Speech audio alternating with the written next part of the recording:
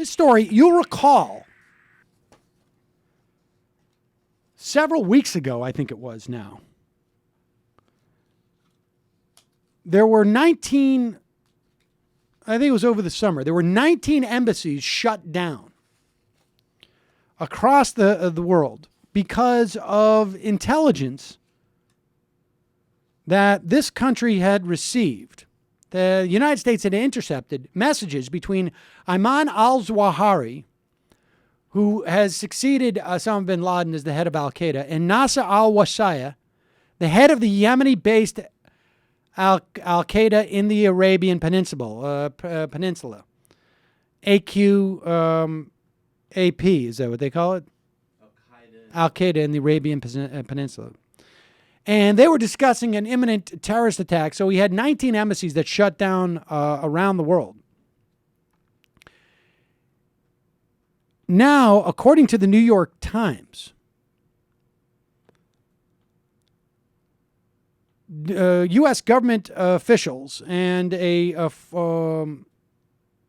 they have interviewed, I believe anonymous sources, have said that the impact of the leaks as to how that information was gained, that came both, remember the New York Times reported that they had heard from a U.S. official, and then McClatchy had heard from Yemeni officials, that the way that this information was garnered was from intercepting those communications, that the leaks involved surrounding the interception of those communications were far more damaging than the disclosures, and this is according from senior American officials, than disclosures by Edward Snowden. Now, those officials say that Snowden's disclosures have had a broader impact on national security in general, including counterterrorism efforts.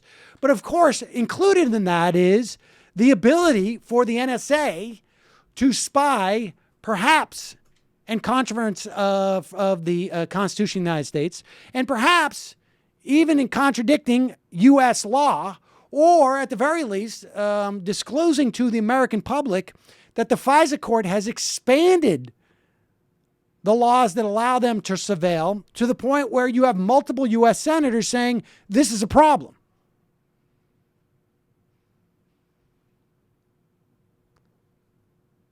So we have Edward Snowden, who, of course, if he was brought back to the United States, could be subjected to God knows what.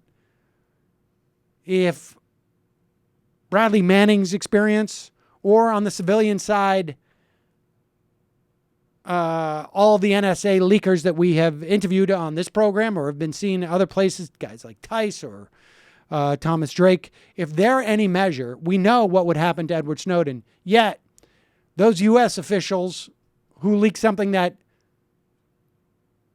according to other U.S. officials, severely damaged our capacity to preempt a future attack, are not being prosecuted.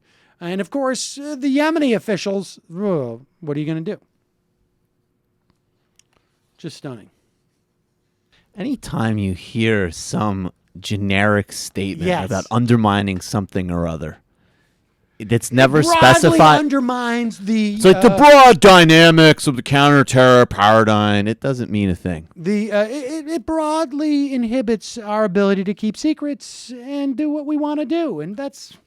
That's one part of it, is you're directly saying you're covering something up. It also just doesn't mean anything. Right. So it's just like, yeah, there's the dynamics of the issue of the security. It's nonsense.